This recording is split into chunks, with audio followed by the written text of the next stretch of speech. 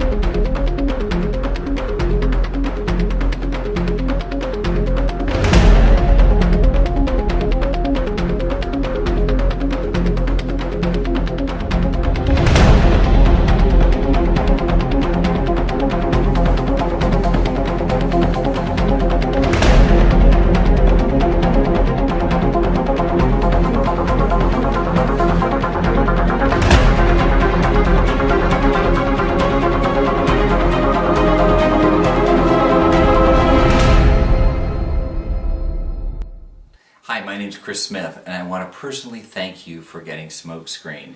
Smokescreen is a handheld, palmable prop. It's actually very small, about the size of $4.50. And what Smokescreen allows you to do is you just place it into finger palm, and anytime you want smoke, reach into your pocket, palm it, and just by squeezing the unit, you get smoke at your fingertips. And it's white, sort of milky smoke.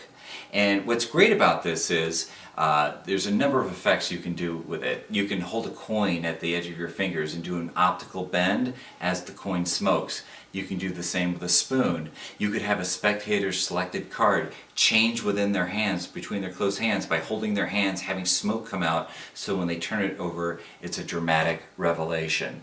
What I like best about Smokescreen is I made it super practical, super tiny, and super strong. If you accidentally drop it, it should work just fine. Also, very little maintenance is necessary, and the upkeep on it is very, very inexpensive, as we're going to show you in the video ahead.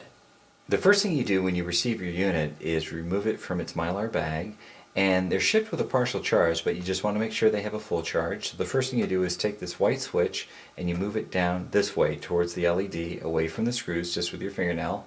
And when you do, it turns on the blue LED light, which indicates the unit is on. Then you'll use your micro USB cable and plug it into the unit.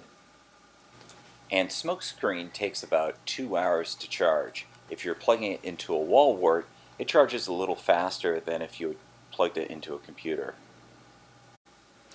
To add smoke juice to Smokescreen, you never want to have to add it to the white silica. You want to add it to the black felt pads on both sides of the green terminal. Just a few drops.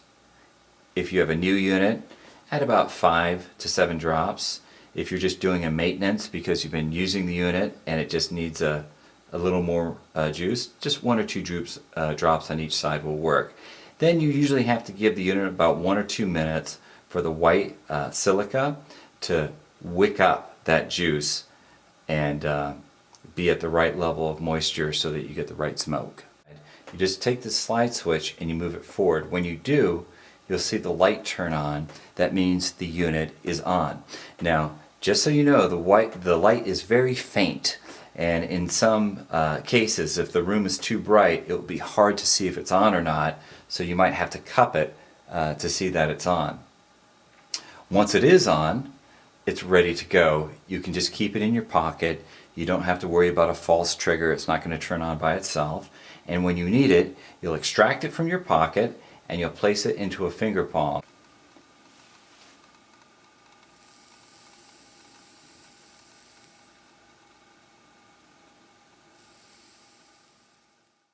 First, let me show you what happens when you flood the unit. In other words, you put too many drops of fluid on the black felt pads and they inundate the white silica.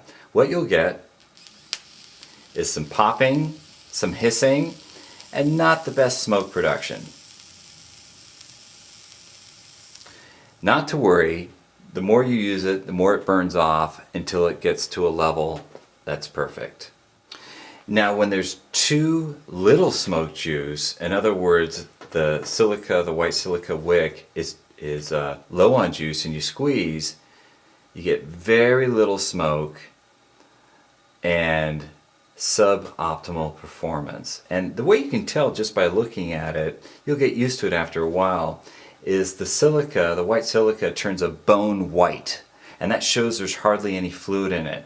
There's two solutions for that. You can just wait a few minutes and let it re-wick from the black felt pads so it gets the right amount of moisture, or if the black felt pads aren't properly supplying the silica, you can add a few drops of smoke fluid to them, and then that will re-wick the silica.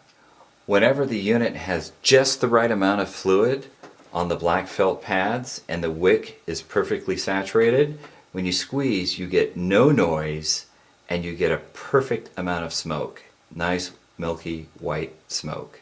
Whenever the coils of the hot wire are a little bit lower inside the smoke box, in other words they're lower than these two forks right here, it produces a little bit less smoke, but it's a little bit safer in terms of these will protect you from any heat off the wire. Normally after you use the gimmick, you should allow it 3 seconds to cool down before you touch the top or you apply it or put it back in your pocket. So remember, always about 3 or 4 seconds after you've used the prop for it to cool down before you pocket the product again. Just be on the extra safe side, but it does cool down very quickly. That's if the wire is low. If you squeeze it, it gives you an okay amount of smoke. Okay? If you want more smoke, all you have to do is stick your screwdriver under the coil and raise up the coil. So I'm just going to raise it up a little higher. That allows more air to get in. Now it brings it a little closer to the top, so you're not getting as much protection from these forks. So while it's on, just make sure you don't accidentally touch it. But when you squeeze it now, you get a lot more smoke. It probably almost doubles the amount of smoke coming out if you raise that wire right in the center. Finally excited to talk about this smoke gimmick. This smoke gimmick has been in the works for the last 2 years by Chris Smith. And let me tell you, I've seen him go from prototype to prototype. What I love about this gimmick is it's just workable. It's what practical workers want. They want something that can literally be rugged, they can drop, but it still works perfectly. There are no moving parts inside. Everything is contained literally inside of this box. The moment you turn it on, one button facilitates the on. So as long as you know how to palm an item, that means literally placing it onto your palm, curling your hands, and then pushing the button, you can make this smoke gimmick. The other thing that's really great about this is that it's so small that you could just put it into your pocket. There are no straps like the other smoke gimmicks, and everything is contained. Number one thing, this is really great for those who really want that practical use of just getting some sort of visual inside of every one of their effects. I love it.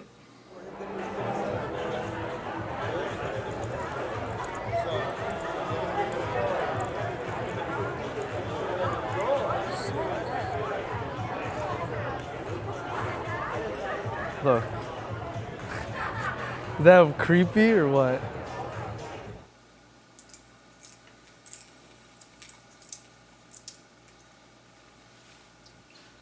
That right there, that's the most simplest thing that you could do with smokescreen. And it's really great. I like to just borrow these quarters. Now if you can't borrow them, you might as well just bring them.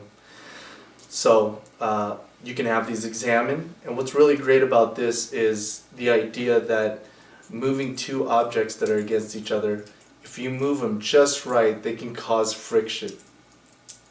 And it's beautiful. It's a beautiful thing. So you start off with the smoke screen in your hand in the palming position. The button lays right across here, which is the last at the end of this phalange right here. You're going to squeeze as you roll both these coins in between your fingers. So you're doing two things. You're going to roll, and at some point, the middle and ring finger is going to push against the smoke. If there is no AC, there's no wind, usually the smoke will rise. So I like to keep it where the coins are perpendicular to a wall. So just make this flat right here against your fingers and the spectator's eyes. This is what they see. When you squeeze the smoke, you make sure you just get enough so they can see. You don't want to get it fully.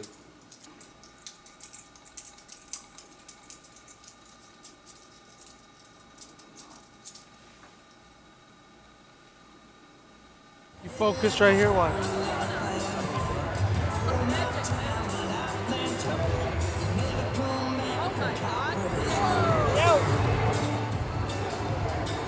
Go ahead, check it. I'll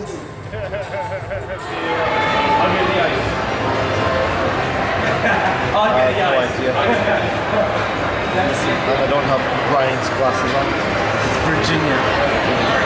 Okay, put both hands open like this. You ever been hypnotized? Hypnotized, never hypnotized. This is what you do. Put that around your hand. When I tell you to squeeze, you squeeze. Okay, watch. 1, 2, squeeze. And the tighter and tighter you squeeze, the more and more it goes. Literally 1, 2. Open your hand. Get the fuck out of here. It's crazy, right? You can actually bend it more. So if like you were to Get the just fuck think, out of here. No way. if you were to think right here, watch.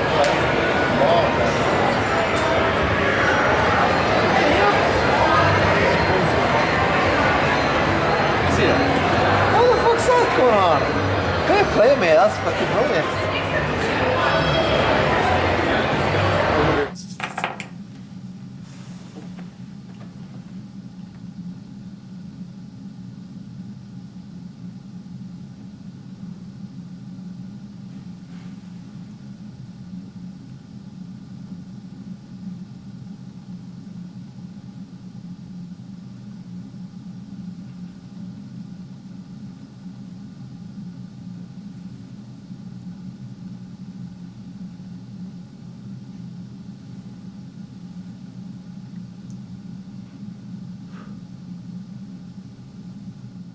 This right here is the most practical way of doing the bending coin, which is you borrow change from several different spectators, right?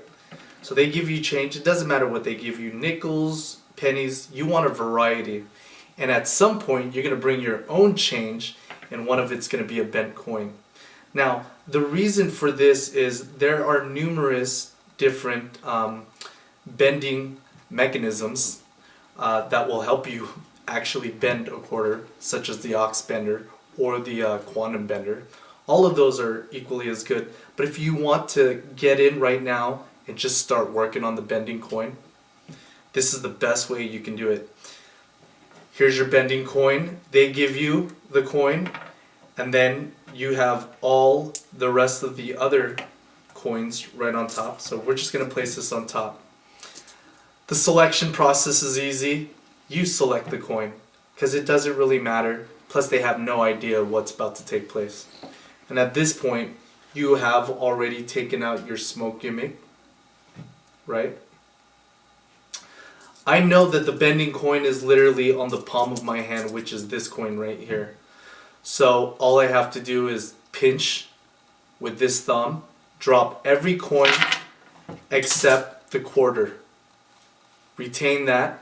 Because it's still in the hand and you see the arch of the curve, they won't be able to see that if you have your hand slightly bent. They can't. They might think it's just a shadow or something. At this point, you place it into your hand and you start working the coin.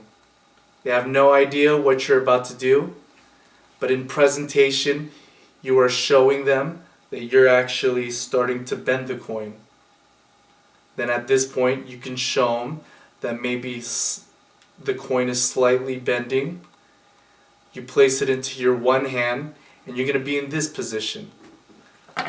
This is an old method to do an optical bend, meaning right here, what you're going to do is you're going to literally push with the thumb, and the coin starts to curve around your index finger as you push it, and you just let gravity fall.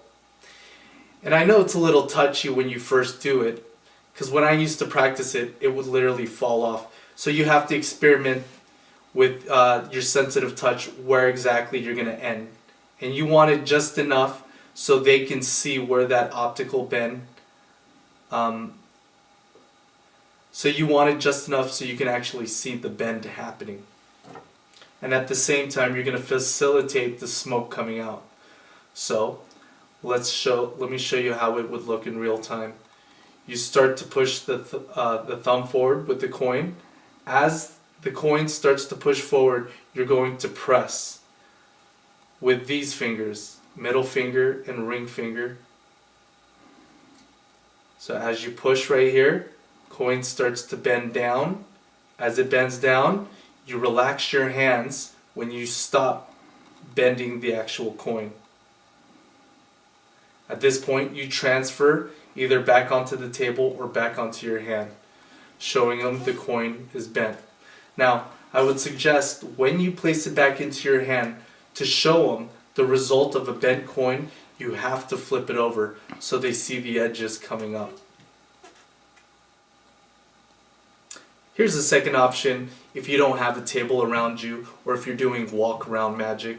So instead of dropping it onto a table or onto a surface, all you have to do is literally pick up the coin that's already bent from the selection of different coins. And once again, they have no idea exactly where that coin is.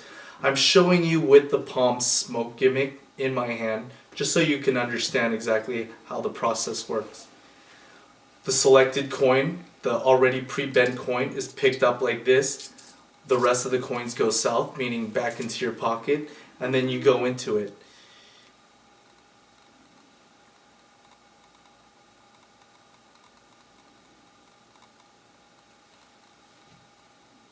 Perfect. Smokescreen is a versatile and great prop. Couple things to keep in mind though. It doesn't work so well if there's a cross draft. For example, you're performing outside and there's a wind. Wind or fans or open windows tend to blow the smoke and sort of blow it out. So if you're in a condition like that, you want to use smoke screens. Just a heads up. Because you generally want the smoke to sort of mysteriously float up. But if you have a strong wind going, it tends to sort of, blow the smoke off to the side, and the spectators don't get the full impact of the effect. The second thing to think about is that since it's white smoke, it's always good to wear black or have a dark background behind you, just because of pure contrast. And I've noticed while working with it that if somebody's wearing a white shirt, or I'm wearing a white shirt and I do the effect and everything's perfect and the smoke's coming up, it's almost like the white art principle. It's like the black art principle in reverse. They can't really see the smoke. So if you want the most from this prop when you are using it, just make sure you're wearing darker colors, or short that, hold your hands or do the smoke and just make sure what's behind you isn't an open window out into the sunlight, but perhaps a darker wall or a dark room. That way people can really appreciate the smoke. No. Like even if you were to look, if you look right here, watch. Wait, Mister, are you fucking watching it? Dude, what the fuck? What are you? Sir, what are you? Master. You're a wizard, Harry. Oh my God, Harry! You're Harry Potter!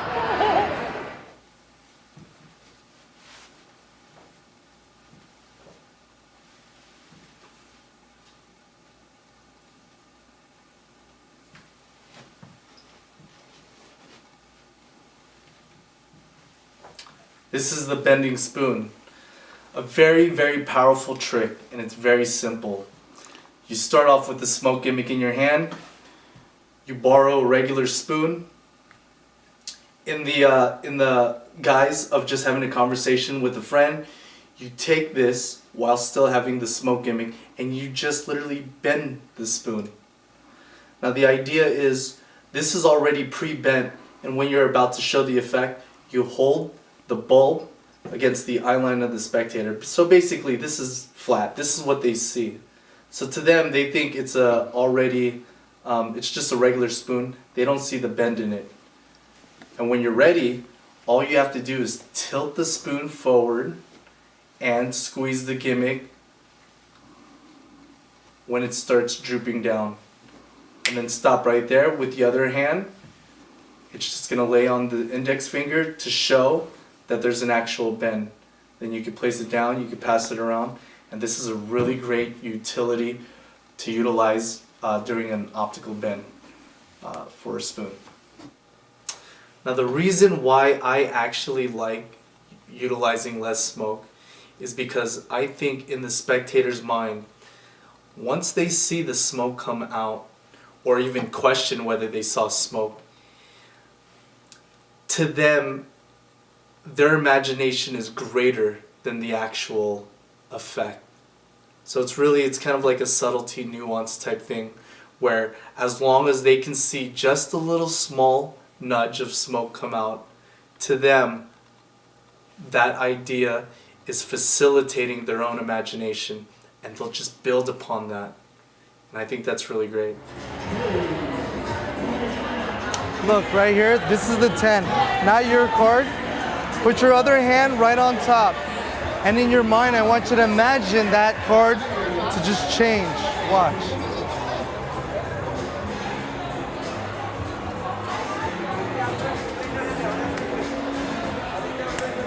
Open up.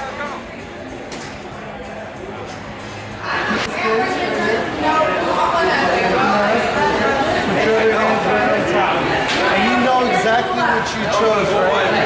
Promise. You're not gonna do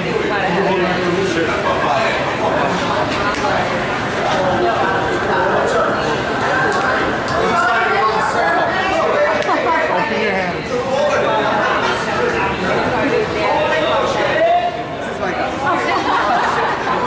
This is one of the most powerful things that you can do with smoke, is producing it out of the spectator's hand. So let me show you the positioning so this could be safe with your spectator. You never want to go into the smoke gimmick with this flat against their hand. It's gonna burn, yeah. It will burn, exactly. So if I can have, Kalen's gonna place his Alright. hand out like this. Let's say this is the object. They place their other hand, and sometimes you have to guide them. So sometimes I like to say, put out your other hand. And if they don't clasp hands together, Right. that means you have to position them. Meaning, I mean, place your other hand. it's nice to just make contact with this hand so that then when this hand is underneath, it's not completely odd. Exactly, So- exactly. So I do that, I guide them, and then this is the position that I like to be in. That means my thumb is on top of their hands. On the bottom hand, I have this index finger right across the bottom, and this is actually pointing away. Then I'll squeeze, and I never reference take a look at your hands, right? You never want to point it. You just kind of want them to find it on their own. And what's so great about it from my point of view is the smoke wraps around my hand so it looks like it's kind of engulfing it. That's and, beautiful. The one thing that I know that you do, when we were showing this to our friend Patrick, he immediately just kind of came underneath my hand and held it flat and a little Right. bit too close. Now I don't think it's going to burn me, but if you do hold it too close, then You I can feel feel- the heat, right. and then it takes away the illusion.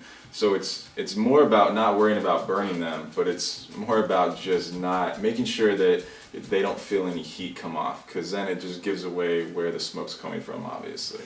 You're 100% correct. So when you have your hand open, you never want to hold it like this. That's the wrong position. And Because you could feel the heat when the moment I start. I'm not going to do Yeah, it on yeah. your hands, but the moment I start pushing the button, that wire right there gets hot, and you don't want them to feel any heat. The idea is for them to just see the visual of the smoke Yeah. and not to feel the heat. Take your card, any card. Very good.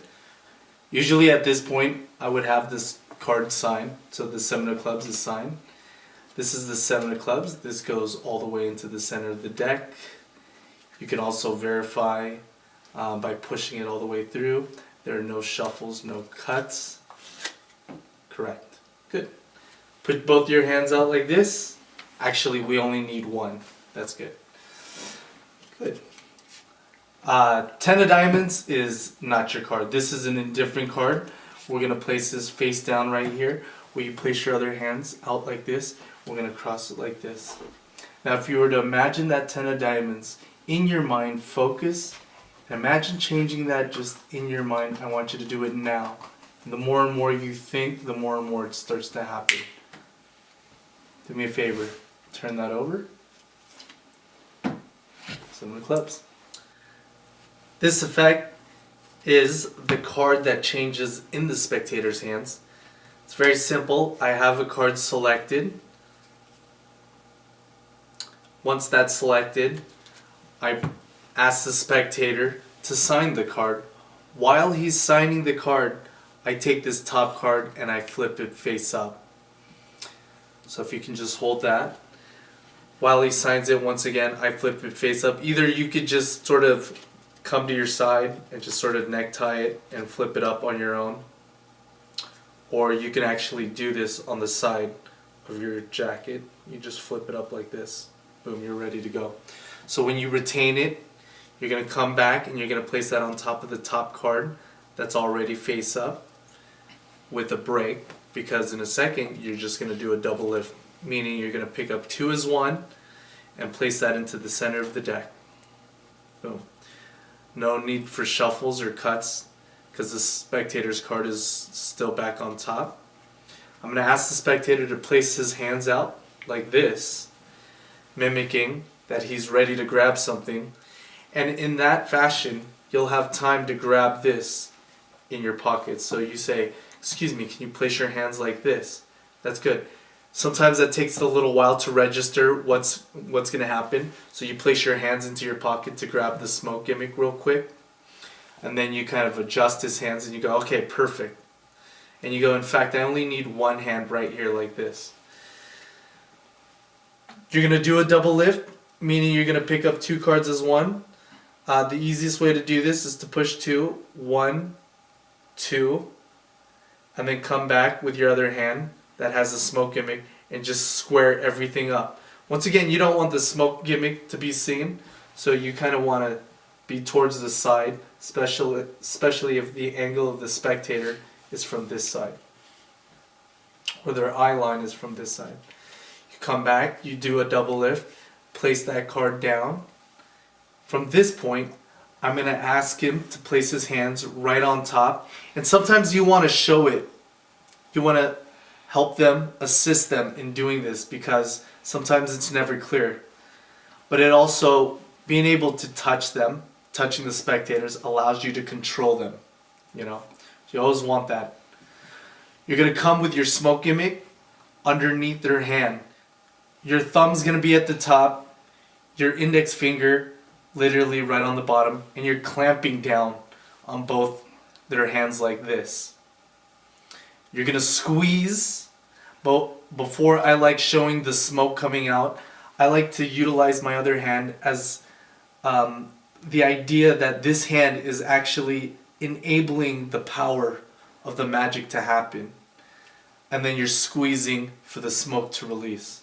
So when you do that at the same time, literally it seems as if something mysterious is truly happening.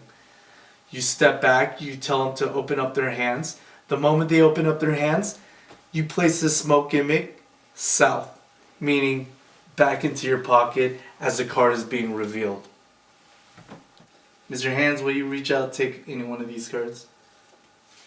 That is correct. At this point, I would actually have this card signed. This is the 8 of diamonds. Can you cut about half the deck? It doesn't matter where you cut. That's good.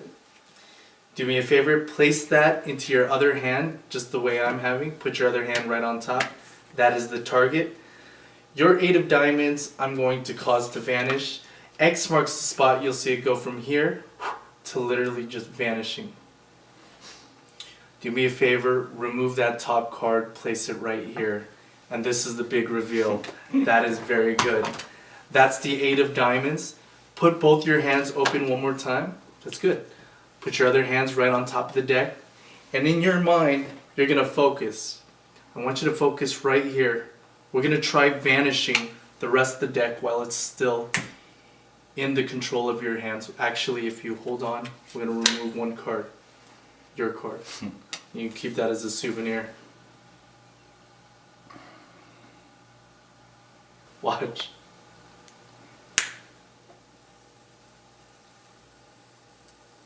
Gone. Open your hands.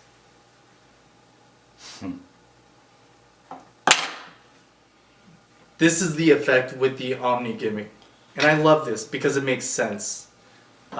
Basically, the Omni this deck gimmick, or what seems like a deck, is going to turn into a solid object. So here's the routine. Here's just one phase of a 4-part routine that I do for an ambitious. It's a strong phase. Spectator picks a card, any card. It's very good. At this point, you're gonna turn the face card while they're signing that card, whatever you want to do. And then you're gonna bring their selected card back on top of the face-up card that you have ready for a double lift. Then you're gonna place that onto the table. You tell them to cut half the deck.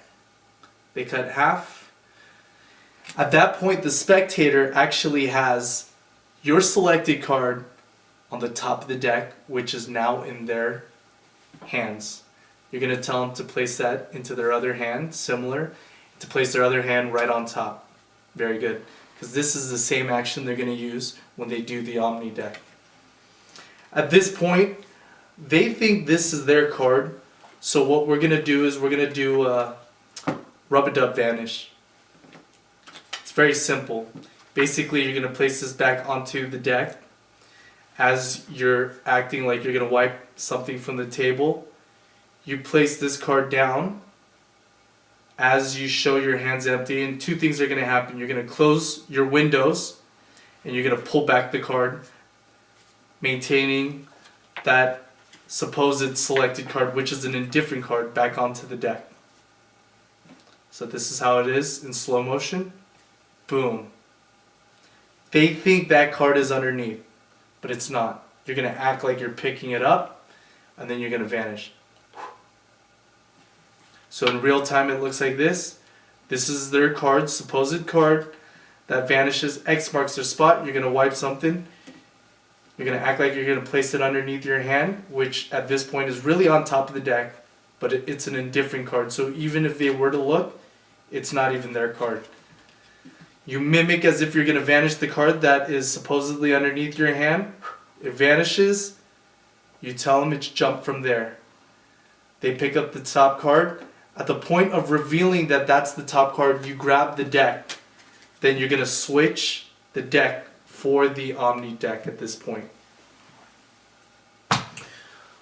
The moment you've gone into your pocket, you've switched it for the Omni deck, you come back, you might give it some time, tell a couple jokes, say a couple stories, come back with their card, place that back onto the Omni deck, and say, right before I leave, I'm going to show you one more effect.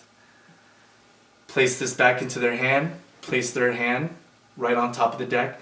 And remember, you have to always be in control, so don't be afraid to always touch the spectator. It's very important to always be in control of your own effects. So after they put their hands on top, you need to remove the selected card on top. So now the only thing left is the Omni deck. So let's go back to the beginning. So I like to say I'm going to vanish the deck, and that gives it, they now want to even squeeze it more because they don't want me to get into their hands. And I go, you know what? Better yet, let's do this. I'm going to remove the top card, and then they forgot a while back that that card is actually their card.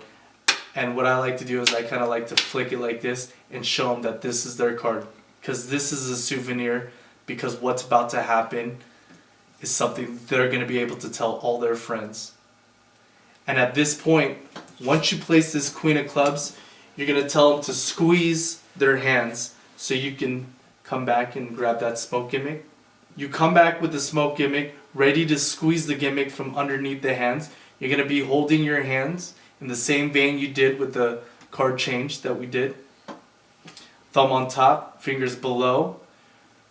You tell them to focus right here, focus on vanishing the deck, and squeeze. And the harder and harder the squeeze, the more and more it goes. What I'm doing there is I'm just squeezing at the same time I patter with the smoke gimmick. Snap my fingers, relieve myself. As they turn over, this quickly goes south. The deck is now totally solid. And I like to always toss this onto the table or onto a surface or onto their hand, just so they can either feel the weight or they can hear the sound of the Omni deck. Alright, so for all the mentalists out there who want to add another layer of really good visual mentalism, this is the perfect way of using smoke. If you have a specific reveal you want, this can turn a reveal to make it even more seductive. So imagine if you have a person's name, however you're going to attain that information, whether it's a Sven pad, Parapad, it's a Peak wallet, you gain that information. You can have this laying, Kaylin, can I borrow your hand? You can have this information laying in their hands. Let's say you've done a Peak already. You have the smoke right here. And if I were to ask you to just imagine the name of the person you wrote down, imagine the essence of the person going. And literally right there, I saw it, it's Marcelo. Yeah. Yeah. And so, that's just, it's so unique, and just adding that little... I think it's fascinating to just go down the idea of what smoke gives you and what the natural, properties of smoke are. You're talking about fire, burning, so the minute that you start using paper, if you're going to use a reveal, it's pretty easy to just creatively let logic take over and just see where you can go with the effects of the props that you're using. And I mean, this is so freaking easy to use with right. I totally to add into your other tricks. I totally agree with him.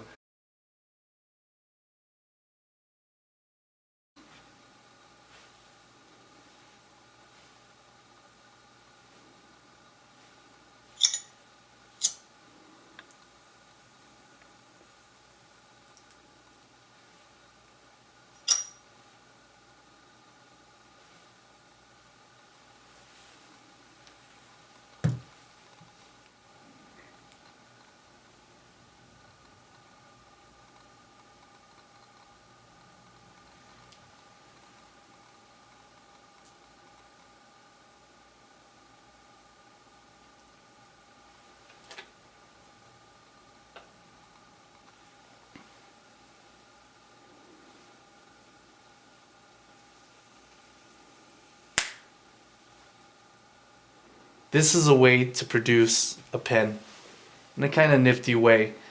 You know those old magic shows where you'd watch a magician pull a rabbit out of the hat, or appear a person, and you'd see the wisp of smoke come out all of a sudden? This is kind of in the same vein. So you do the flip stick move, and the only move in the flip stick move is producing, not the vanish. So you're going to hide it in your hand like this. But at the same time, you're going to have the smoke gimmick. This lays on top of it.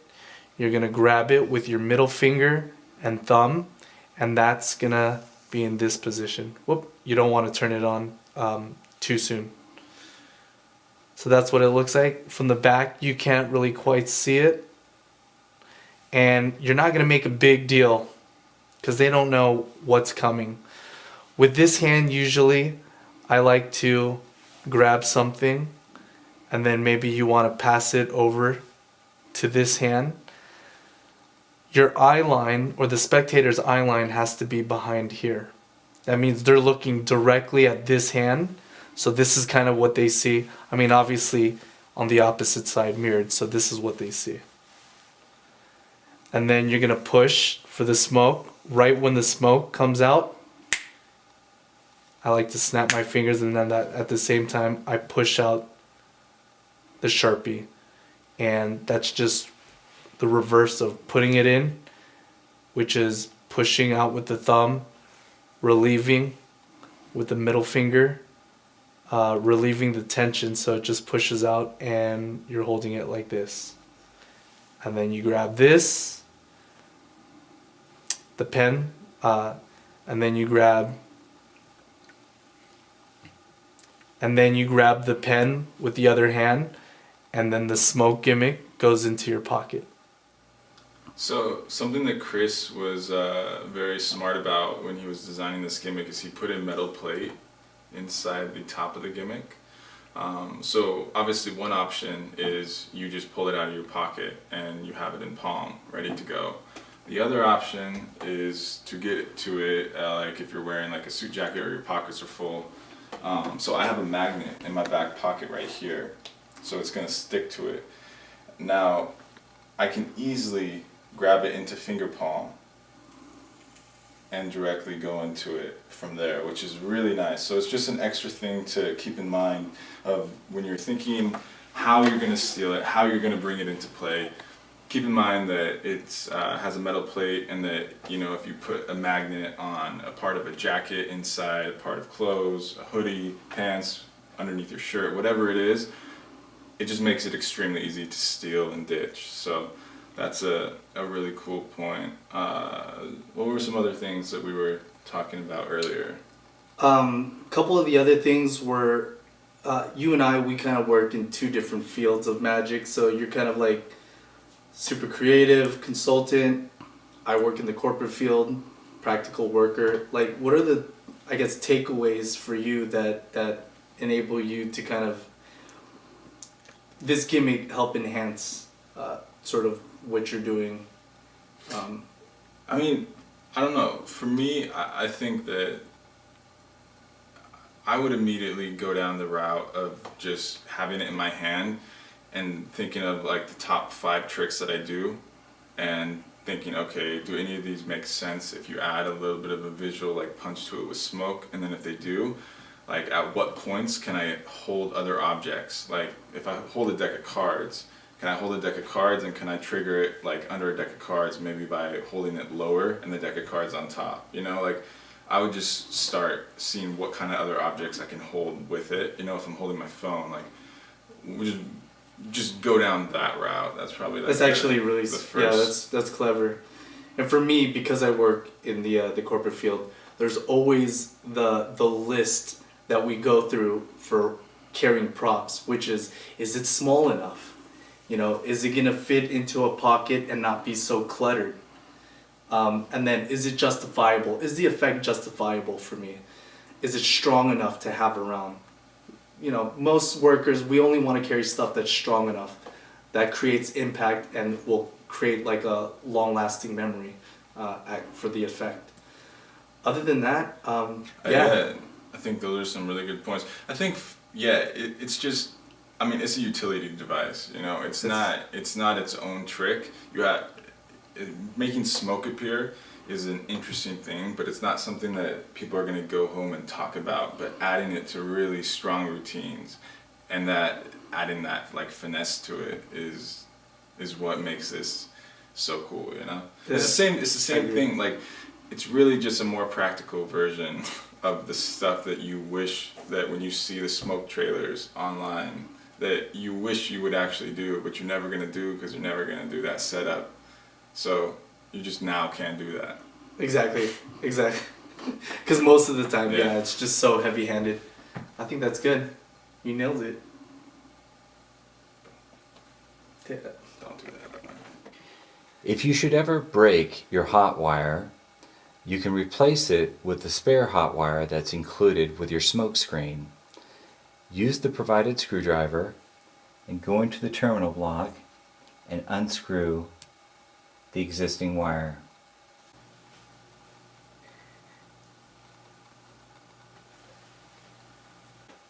Once you've unscrewed the 2 screws, just reach in with your screwdriver and pull out the broken wire. and discard it. Now get the new wire that's included with the extra wire that's included with your smoke screen, and you'll place the two leads into the open holes of the terminal. Make sure they're pushed all the way in, just wiggle them to make sure they're all the way in, and then tighten with the screwdriver. Once you've attached the new wire, turn on the unit, add just a little bit of juice, and do a quick test just to make sure it's attached correctly. Perfect. It's working great. Now all we have to do is install it inside the smoke box. And to do this, use your screwdriver by pushing down on the wire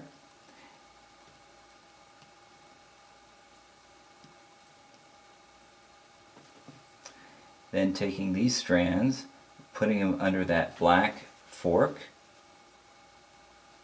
and then taking these strands and putting them under that black fork. That's step one. Step two is to wrap the silica into the smoke box. And you want to push it down into the felt so it's trapped between the overhang and the felt. That's one side.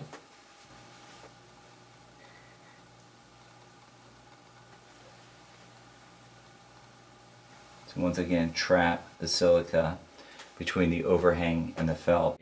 You'll notice that the coils going around the white silica wick are halfway between the front of the smoke box and the green terminal at the back. So they're right in the center where the hot wire is.